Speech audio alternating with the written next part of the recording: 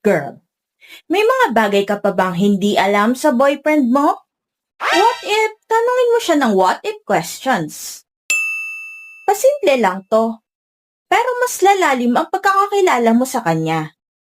Ano nga bang what if questions ang pwede mo itanong?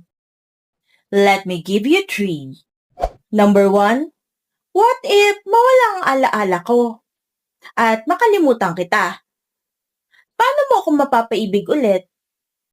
By asking this question, malalaman mo kung willing ba siyang mag-effort ulit sa'yo. Number 2, what if magkapalit tayo ng katawan for a week? Anong una mong gagawin bilang ako? Dito mo malalaman kung ano bang tingin niya sa'yo at kung ano na ang alam niya tungkol sa'yo. Number 3, what if pwede tayong mag-time travel? Anong parte ng kasaysayan ang gusto mong masaksihan natin?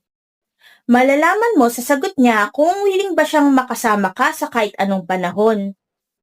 Mapa-dinosaur era man yan.